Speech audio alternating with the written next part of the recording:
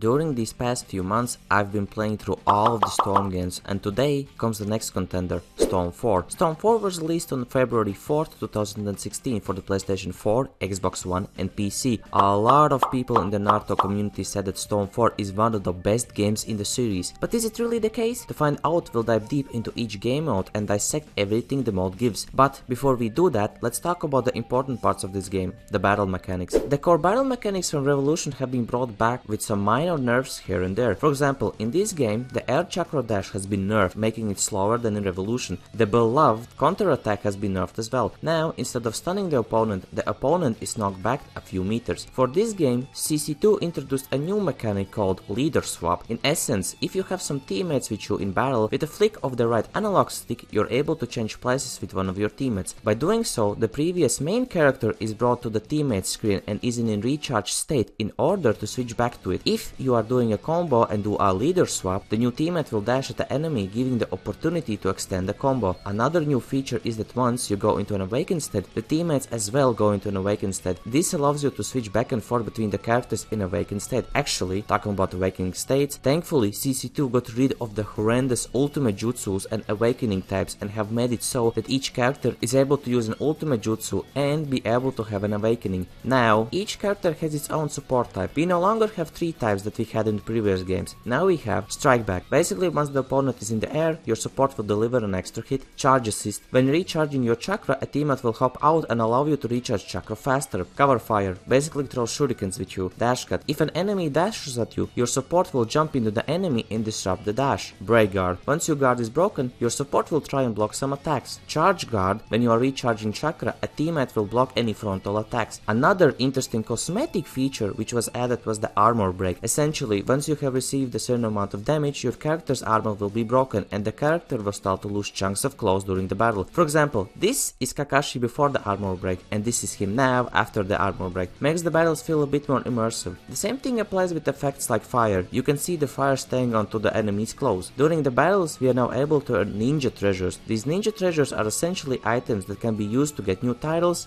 info cards and costumes. In order to unlock these items, you have to gather a specific amount of specific elements. You are able to earn these treasures during the regular battles as well as fulfilling conditions during the story mode. One thing that was added which I don't like is that in free battle / online, once a round is over, the health bar doesn't recharge for the winner of the round. This time, if you win with 50% health for example, you then have to play with the 50% health in the next round. I think that Storm 4 is the only fighting game that has this feature. The roster for this game is just stacked. 106 characters are playable in total. If you include the DLCs, which we'll talk a bit later, the roster goes up even higher. Sadly, again, the issue with having multiple types of one character is present, like Naruto. Most of the characters are just imports from previous Storm games, which makes sense. But alongside that, we have some newer playable characters, which are story related. At the start, some of these characters will be locked. To unlock them, you have to do the story mode of this game. The story mode in this game takes a whole different approach to storytelling. Previously, in the last two main Storm games, we had the semi-open areas in which we could traverse through and could progress the story. This time, CC2 said screw that and introduced this chapter timeline. In this timeline, we are able to witness the story starting from the middle of the Great Ninja War and finish it off with the end of Naruto. This game actually gave the fans the ending faster than the anime, since the anime was still stuck with fillers at that point. The timeline is actually pretty long and it will take you around 3 to 4 hours to complete the whole story. When progressing through the timeline will sometimes diverge into two paths, which will allow you to play from different characters' perspectives. As well as that, there are some minor side stories which are actually canon,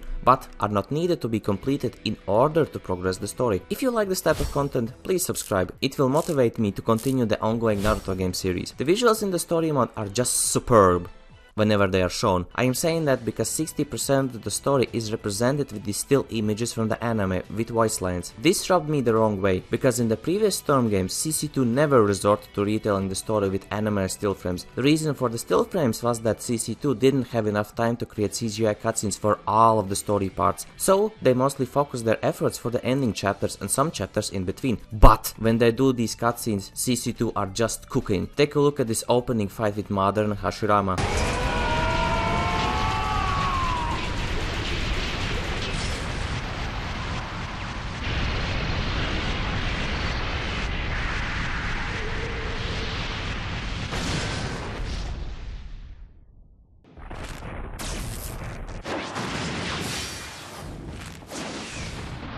The animation and details in these scenes are just superb. The flow of the story at the start is rather slow. This is all thanks to the anime still frames being uninteresting and some chapters focusing on the past events, like how Obito was left for dead. Talking about this chapter, in this chapter and a few other chapters, there is a possibility to have wall fights. Outside of the specific story fights, wall fights are not introduced back into the regular battles, which is a shame and a weird thing to add for just a few missions. The story consists of multiple battles, where at the chapter's end you have to fight one or multiple bosses. Some of these bosses are the regular 1v1s with some highly detailed CGI quicktime events. My favorite is, and always will be, the Madara vs Guy CGI scene. That scene gave me goosebumps.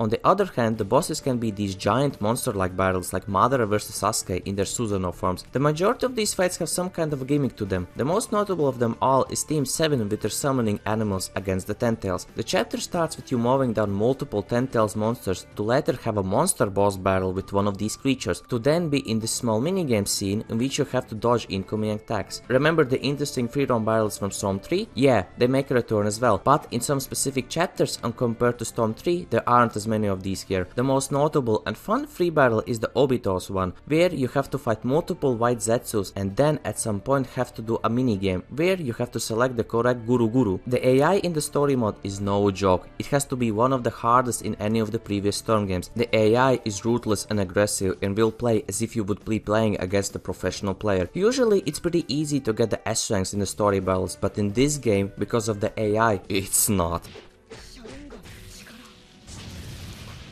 A few minutes later.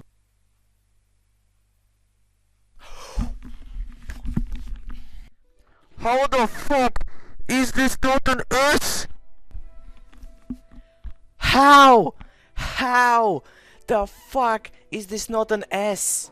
One thing that I noticed is that for this story mode, CC2 have replaced blood in the anime cutscenes and CGI scenes with black ink. The black ink makes the scenes a bit weird, where in some sections I was curious if that is blood or something else. The reason for that is that PlayStation 4, in the PlayStation 4 days, loved to censor games that had blood or nudity in them. This is a big L for Sony, because scenes like this just make it confusing. Like, are they both squids with ink or is that just blood? One nitpick I had with the story is how they treated the Obito vs Kakashi fight, which had one of the best hero-graphed fights in anime. Instead of giving us a full-fledged boss fight with CGI scenes like these, we instead got a regular 1v1 fight and that's it. After the story mode, we're able to continue the Naruto story with the beloved adventure mode. Before we start, I have to say that this mode is ass. Essentially all this is a small filler mission in which we see Naruto, Sakura and Hinata traveling the country to complete some requests, while in the meantime Sakura is trying to ship Hinata and Naruto together. During the missions they make small stops in different villages and they reminisce about past events in the story, and we are able to relive them by doing a regular 1v1 fights which have no special interactions or voice lines. Holy shit, this mode is just uninspiring. All of the dialogue scenes are just texts with no voice lines, with some minor grunts here and there. Only the start of the mode and the end of it have dedicated small CGI cutscenes. While progressing the story, you will have this timeline thingy, which will unlock some new extra timeline paths, which essentially are side missions for you to complete, and I have to say, they are tedious as hell.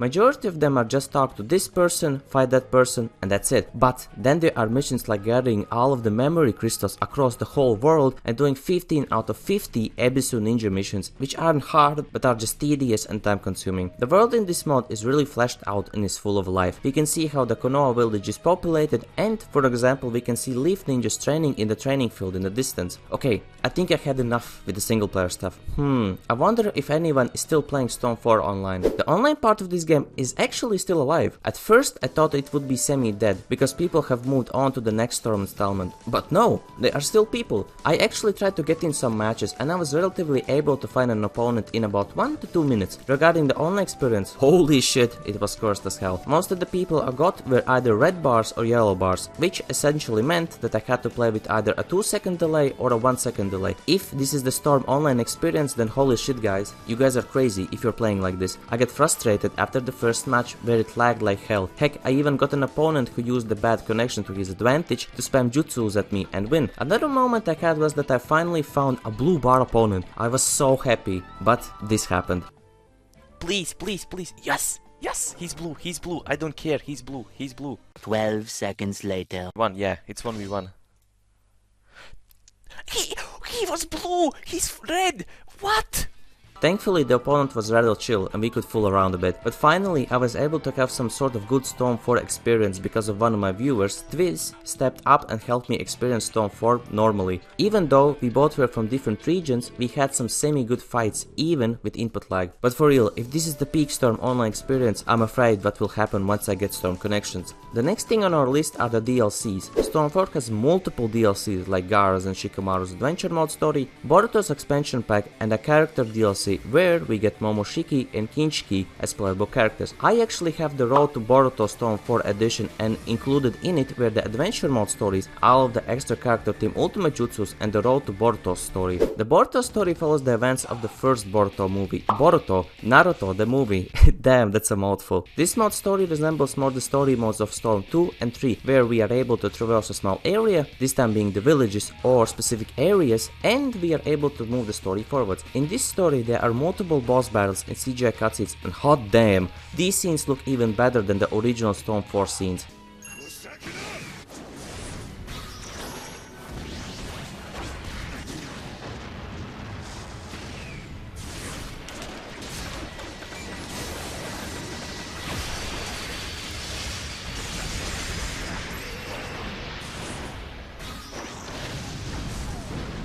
After completing some main story points, you unlock multiple side missions which you can complete. Once you do that, you're able to get the last boss battle in the DLC, which is the Boruto vs Naruto fight with full CGI scenes. The story itself is not that long and can take you up to 2 to 3 hours to complete. The story mode itself has some interesting gimmicks and sections, for example the tuning exams. You are able to partake in a quiz minigame in which you have to get 10 correct answers, as well as a flag capturing minigame, all of which happened in the movie and the anime. This DLC not only introduces a new story and a whole different Konoha village which we can traverse through. Oh no, it also comes with multiple playable characters like multiple versions of Boruto, for example regular Boruto and the one with the ninja tool gadget thingy, Mitsuki, Sarada, Hokage Naruto and Shadow Hokage Sasuke. If I understood correctly, at that time these characters were the best in the whole game. Correct me if I'm wrong. To the question, is this the best Storm game? I would answer as no, it is not.